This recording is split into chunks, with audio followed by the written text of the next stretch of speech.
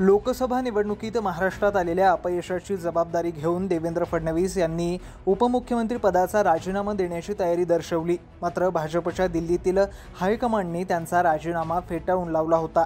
राज्यात 4 महिन्यात विधानसभा निवडणुका होणार आहेत। या पार्श्वभूमीवर केंद्रीय मंत्री अमित शाह आणि भाजप अध्यक्ष जे.पी. नड्डा यांनी नुकतीच महाराष्ट्रातील भाजपच्या कोर कमिटीची दिल्लीत बैठक घेतली। त्यात पुन्हा फडणवीसांच्या राजीनाम्यावर चर्चा करण्यात आली।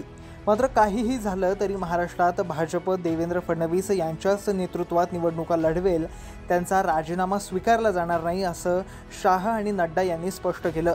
त्यामुळे महाराष्ट्र भाजपात देवेंद्र हेच बॉस राहतील हे आता स्पष्ट झालंय। खरं तर लोकसभा निवडणुकीत आलेल्या अपयशाची जबाबदारी घेऊन फडणवीस यांनी खेळलेली राजीनाम्याची खेळी त्यांच्या चांगल्याच पथ्यावर पडली। केंद्रीय नेतृत्वानं आपल्यावर अपयशाचा ठपका मारण्याआधीच आपणच राजीनामा देऊन आपलं महत्त्व वाढवून घेणं हे फडणवीस यांच्या निर्णयामागचं राजकारण होतं। केंद्रीय नेतृत्वालाही ते मान्य करण्याशिवाय आता पर्याय उरलेला नाही। कारण महाराष्ट्रात फडणवीस सोडले तर त्यांच्या तोलामोलाचा लोकनेता होऊ शकेल असा एकही नेता सद्यस्थितीत नाही। प्रत्येक नेत्याच्या काही मर्यादा आहेत। उदाहरणार्थ प्रदेशाध्यक्ष चंद्रशेखर बावनकुळे यांचा विचार केला तर त्यांच्या नेतृत्वाला खूपच मर्यादा आहेत। विदर्भाच्या नागपूर विभागाबाहेर त्यांना मानणारा वर्गच नाही। नेतृत्व गुणाचाही त्यांच्यात अभाव आहे। विरोधकांवर आक्रमकपणे तुटून पडण्याची त्यांची वृत्ती नाही। त्यामुळे ते फडणवीसांचे उत्तराधिकारी होऊ शकत नाही। गिरीश महाजन हे फडणवीसांचे अतिशय विश्वासू म्हणून ओळखले जातात। मात्र गिरीश भाऊंचा प्रभावही नाशिक जळगाव पुरताच मर्यादित। संकटमोचक म्हणून त्यांची ख्याती असली तरी संकटावरील उपाय काढण्याच्या त्यांच्या कौशल्यामागे फडणवीस यांचीच बुद्धी असल्याचं आता लपून राहिलेलं नाही। त्यामुळे महाजनही प्रभावी नेतृत्व म्हणून राज्यभरात स्वीकारले जाऊ शकतच नाही।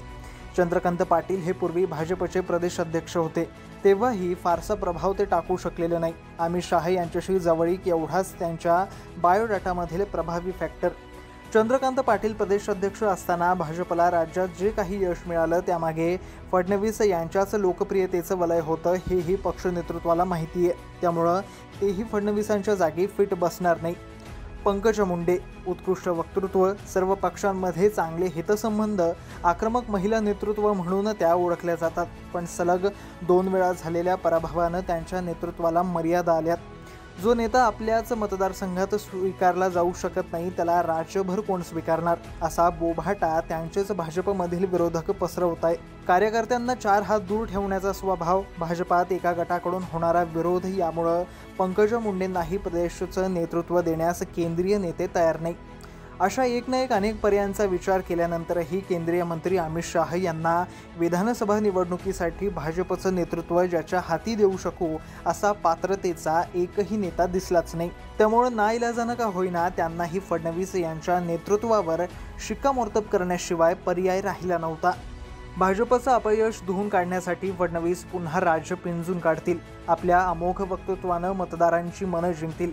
यापूर्वी पक्षातून किंवा स्वतःकडून ज्या चुका झाल्या त्या जाहीरपणे मान्य करून मतदारांची माफीही मागायला ते मागे पुढे पाहणार नाही। विरोधकांचं नरेटिव्ह कसं फोल आहे हे सांगून काही प्रमाणात मतं पुन्हा भाजपकडे वळवण्यात ते यशस्वीही होऊ शकतील। पण राज्यातील मोठ्या संख्येनं निर्णायक असलेल्या मराठा समाजात असलेला फडणवीस यांच्या विरोधातील रोष कमी कसा करणार हा प्रश्न मात्र अनुत्तरितच आहे।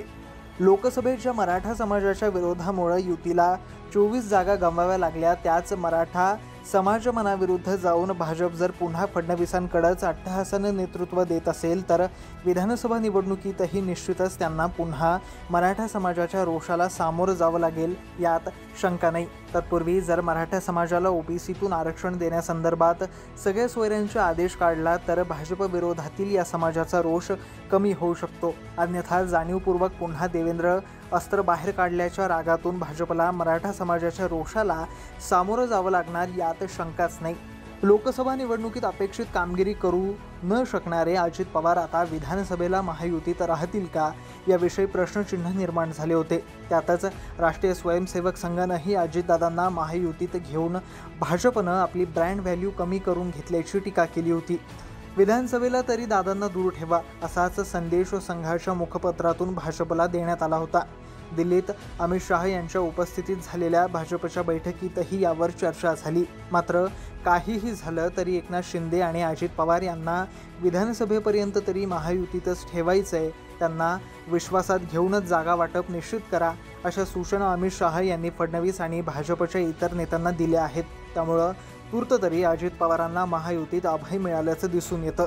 मात्र विधानसभेला अजितदादांचे किती आमदार निवडून येतात त्यावर त्यांचं राजकीय भवितव्य ठरणार हे मात्र निश्चित। राज्यात रखडलेला मंत्रिमंडळ विस्तार विधिमंडळाच्या पावसाळी अधिवेशनापूर्वी मार्गी लावण्याच्या मागणीला भाजपच्या केंद्रीय नेतृत्वानं हिरवा कंदील दाखवलाय। विधानसभा निवडणुकीला 4च महिने उरलेत, त्यामुळे काही नव्या चेहऱ्यांना मंत्रिपदी संधी देऊन त्यांच्या मंत्रिपदाचा विधानसभेचं सीट वाढवण्याचा प्रयत्न करावा, असेही दिल्लीतून भाजप नेत्यांना सांगण्यात आलंय। गेली 2 वर्ष फारशी प्रभावी कामगिरी न करणाऱ्या मंत्र्यांना डच्चू देण्याचे आदेशही भाजप नेतृत्वानं दिले होते, पण 4 महिन्यांसाठी कुणालाही नाराज करू नये, तसं केल्यास विधानसभेला त्याचा भाजपला आणि युतीला फटका बसू शकतो, असं फडणवीस आणि इतर नेत्यांनी वरिष्ठांना सांगितलं। त्यामुळं कुणालाही डच्चू न देता मंत्रिमंडळात सध्या रिक्त असलेल्या 13-14 जागांवरच नवीन मंत्र्यांची भरती करण्याचा निर्णय झाला असल्याची माहिती सूत्रांनी दिली आहे। लोकसभा निवडणुकीत ज्या मराठवाडा आणि विदर्भात भाजपला मोठा फटका बसला त्या विभागातील आमदारांना मंत्रिमंडळात झुकतं माप मिळू शकतं, अशी ही माहिती आता समोर आली आहे।